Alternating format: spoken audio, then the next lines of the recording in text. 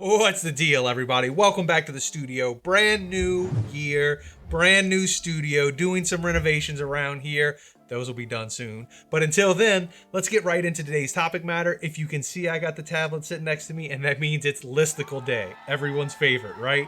Today, we're going to be going over expenses. The beginning of every year, I like to look over last year's equipment expenses just to see how much it cost me to operate my business and see how that'll affect my prices for future years. Now, it doesn't matter if you're an old school real estate photo head or someone just debating on getting into the industry. I'm going to go over some of my common expenses and some of the things that you may not think about. So, let's get into it. Here we go into the list right here. I'm gonna slide this guy on over in front of me. And the first thing I'm gonna cover are some of the basics that you've probably already thought about. If you haven't seen my gripes in the past with the camera I currently operate, Olympus, you can check some of those videos out over there. But either way, factor those into this. So the very first thing I'm gonna talk about, 8200 repairs. If you've seen my last videos, you know that my main light, I either use the 8200 or the Flashpoint 300 Explorer Pro. The 300 Explorer Pro is a much better light. It produces a better light. It has a nice round head on it. It's crystal clear, but the problem is it's really heavy and it's a little bit overkill for what I actually need. So I use an 8200 that I've had for like 5 years now. And this year I have dropped it so much that I actually had to get it repaired. Now, I didn't send it off for repairs. I did all the repairs myself. I had to get a new battery and a new outside shell case, change everything around. Very hard to do. I wouldn't necessarily recommend it because it's got a lot of stored up energy in there. But either way, watched a few tutorials, fixed it myself. So 8200 repairs came out to $72.26. Now, all of these prices do not include tax. And once again, these are all my personal expenses. This isn't my company-wide expenses. This is really what I spent personally on gear and stuff like that. It does not include my other employees. I'm trying to relate this more to a single photographer just getting into the industry. So hopefully this helps you a little more. So that's why I'm going to relate to mainly just these personalized expenses or what someone jumping into the industry can expect to pay their first years. So 8200 repairs, I just said $72.26. I also said I needed a new battery for this thing because as it fell apart, so did the battery. The battery was $61.68.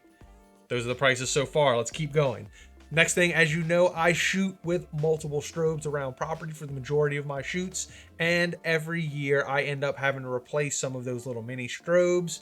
This year I had to replace two. Once was just from usual wear and tear, running out of power. One is because I am a dummy and smashed it. So those two both cost $85.98 each, which brings that total to $171.98. Those are all of my strobes I use on site and the expenses for the year I had to use them. Next thing we're going to go on to is batteries. Anyone in this industry knows that you use a lot of batteries. Every once in a while, you have to update camera batteries. This year, I did not have to do that, but I did have to replace AA's and AAA's since all of the strobes that I use and the triggers and remotes, audio equipment, between everything that I have, I basically end up just buying new batteries once a year or once every 2 years if I'm lucky. So this year, AA batteries, I spent $44.77 on AA batteries, and on AAA batteries this year, I spent $12.29. Next thing, let's go into kind of more like the camera itself and gear that you use every single day. And every single year, I get myself a new lens pen. I talked about this thing in my gifts for under 20 bucks, and that's just because I really, really like it. I use it all the time. The blower and the lens pen is all I keep. I only keep one little extra cloth on just in case I drop it or can't find the lens pen, but I highly recommend having one of these things available for you. So I buy a new one every year.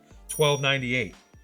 Next thing we're going to talk about is SD cards. As your cameras increase and as you buy new gear, over time, SD cards get a little bit less reliable. So I end up replacing SD cards probably every 3 years, roughly, somewhere around there. And this year, because I was replacing them for the GH5S, I actually had to get a little bit higher end SD cards instead of just little trashy ones for photo use. So I ended up spending $149.05 on SD cards this year. Not too shabby, but it's still an expense nonetheless. What's next? All right, here's one that you probably don't think about as a real estate photographer just getting into it, but socks and or booties. Whenever you go into someone's house to photograph it, you either need to remove your shoes or buy booties to cover your shoes so you're not tracking mud inside of these properties or anything else from the outside world. I used to do booties. For a little while, I've tried a few of those really hardcore rubber ones that you strap to the outside of your shoes, but overall, I find it's just easier for me to remove my shoes and buy nice socks. I buy Bombas socks because they fit really well. They're very durable, so whenever I snag on hardwood floor nails or something like that, they tend to last me a long time. But this is an expense that most people aren't really thinking about. This year on socks, I spent $72.32. I know that may seem like a lot of money on socks, but trust me, it's not. They're very comfy and, like I said, durable. They're something that you're going to need, whether they're booties, socks, or hardcore shoe covers. Either way, just something to think about. On to the next one. So the next thing is external storage. Now, you don't really need this throughout the year, but the way I do my backups and the way I have a RAID drive for all of my storage, I end up needing to buy a few drives every year. This year, I had to buy an SSD drive for my RAID that was 8 terabytes, and I had to buy, just like every year, a 3 terabyte passport drive. Every year, I zip and back up all of my previous files on one of these smaller passport drives, and I keep it in my RAID drive for an extra year in case I need to get a hold of that information. But either way, we're talking about prices right now, so maybe I should stop getting off topic. So that's what I spent on external storage, or just storage in general, last year for my real estate photo work, $190.98. Next thing we're going to talk about is the camera itself. As I mentioned earlier, I am in a mini war with Olympus. Not really, just their flip out LCD screen is garbage and horribly attached. So I have to send it off to get this thing reattached all the time because they refuse to send me the screws. If you want to see me gripe about this topic matter, you can check out those videos over there. But if not, just know that this year on camera repairs, generally speaking, I spent $258.42. Boom, that's the number right there. That's what I spent to keep my cameras operational. The other thing you should think about is sensor cleaning. I get my sensors cleaned at least once a year. Sometimes I do it twice a year. It really just depends on what the weather's like and how often I'm changing my lenses and how bad my footage is looking. But sensor cleanings are important and you should factor those into your expenses. This year I spent $32 even on sensor cleaning. All right, so another thing that you know about but you may have forgotten about are business cards. This year, I spent money on business cards because I hand out so many throughout the year. Business cards, I spent $42.98 this year. Next thing we're on, along with that, we're going to go to business meetings. Don't forget that if you are meeting with clients for potential business, you can buy that meal and write it off at the end of the year. It looks really good on you when you're out with them trying to get their business, and it works good for you because you can write it off at the end of the year. So for all of my business meetings, mainly coffee get-ups in the morning and stuff like that, this year I managed to spend $340. Now, I just roughly tallied that together. That's not an exact cost. That is actually a rough estimation, but I'm pretty sure it's somewhere around there. So the next one is where we start talking about some expenses you also might not think about, and the very first one is going to be that Adobe membership. Now, luckily for me, the end of last year, I switched over to DaVinci Resolve, so I only had a few months this year where I was paying that ridiculous monthly Creative Cloud subscription for Adobe for all of their software. But now that I've switched over to DaVinci Resolve, it actually caused me to spend a whole lot less because now I'm just on the photo and Lightroom package. So that being said, that's roughly $15 a month. So that worked out to being $180 this year for my Adobe membership. Last year, that number was like triple that because I did Premiere Pro and After Effects, and that costs a lot of money. If you have not made the switch to DaVinci Resolve yet, I highly recommend it. Not only is it a better software, it will save you money. Next, if you haven't seen me talk about them in the past, Envato is where I get all of my graphics and all of my music.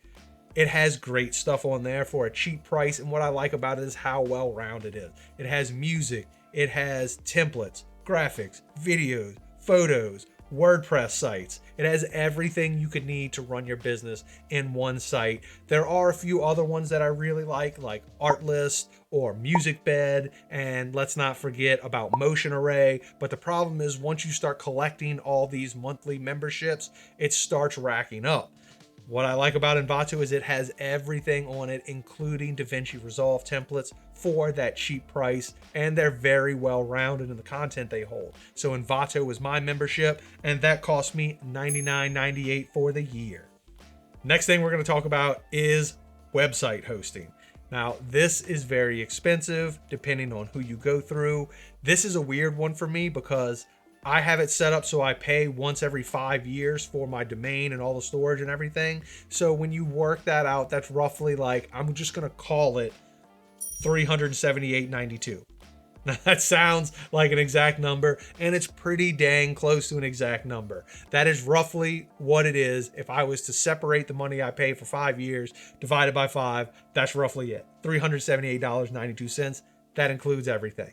So that's about all of the generalized expenses that I round through for me personally, things that you might not be thinking about originally, but you should definitely be putting in your write-offs.